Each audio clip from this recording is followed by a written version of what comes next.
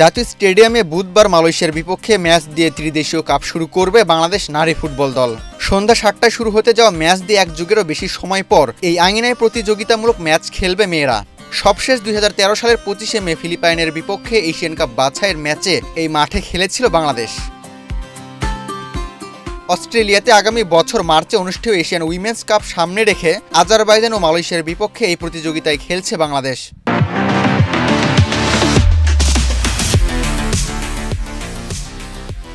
আফিদা ঋতুপর্ণাদের জন্য এশিয়ান কাপের প্রস্তুতি সানিয়ে নেওয়া এবং কোচের কৌশল ঠিকঠাক বুঝে নেওয়ার উপলক্ষে এই টুর্নামেন্ট। ত্রিদেশীয় সিরিজ আজারবাইজান ও মালয়েশিয়ার বিপক্ষে ভালো খেলার আশাবাদ জানিয়ে বাংলাদেশ অধিনায়ক আফিদা খন্দকার বলেন, কোচের হাইলাইন ডিফেন্স কৌশলের সাথে মানিয়ে নেওয়ার চেষ্টা করছেন তারা। কোচ পিটার বাটলারের হাইলাইন ডিফেন্স কৌশল নিয়ে গত অক্টোবরে বাজে অভিজ্ঞতা হয়েছিল আফিদা ঋতুপর্ণাদের।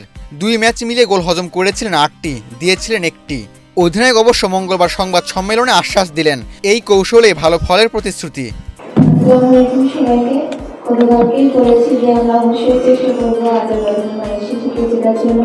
আজকে সকালে আমরা প্র্যাকটিস করেছি, কোচ আমাদের বলেছে কিভাবে খেলতে হবে।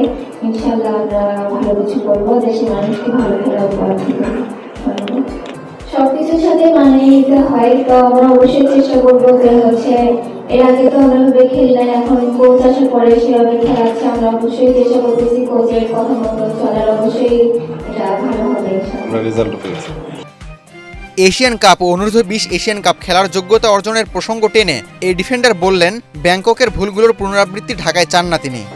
আমরা এটা খেলে কিন্তু আমরা 20 কোয়ালিফাই করছি, তারপরে সিনিয়র টিমও এশিয়া কাপে কোয়ালিফাই করেছি। তো এর সাথে অবশ্যই ভুল ত্রুটি থাকবে সবকিছুতে, তো ভুল থেকে আমরা শিক্ষা নিয়ে পরবর্তী ম্যাচে যেন ভুলগুলো না হয় সেভাবেই করার চেষ্টা করতেছি।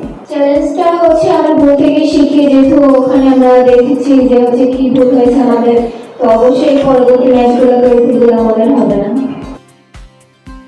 ফিফা র্যাঙ্কিংয়ে ১০৪ নম্বরে থাকা বাংলাদেশের চেয়ে এগিয়ে আজারবাইজান ও মালয়েশিয়া। ৭৪ নম্বরে রয়েছে ইউরোপের দল আজারবাইজান, আর ৯২তম স্থানে আছে এশিয়ার দেশ মালয়েশিয়া। তবে র্যাঙ্কিংয়ের এই ব্যবধান নিয়ে খুব একটা ভাবছেন না আফিদা। এখন তো তারা চলে এসেছে, আমরা বেশ কয়েকদিন ২০-২৫ দিন একসাথে প্র্যাকটিস করেছি, তো আলহামদুলিল্লাহ ভালোই আমাদের মনে আছে। আসুন না কেন, তারা তো অবশ্যই র্যাঙ্কিংয়ে এগিয়ে আছে। আমরা চেষ্টা করবো যে আমাদের সর্বোচ্চ খেলাটা দিয়ে ইনশাআল্লাহ জিতব। চট্টগ্রাম ইপিজেডে লম্বা সময় প্রস্তুতি নিতে পারায় দলের মধ্যে আরও ভালো বনিবনা দেখছেন অধিনায়ক, যা তাকে ভালো ফলের জন্য আরও আত্মবিশ্বাসী করে তুলছে। আবু তালহা, বাংলাদেশ প্রতিদিন।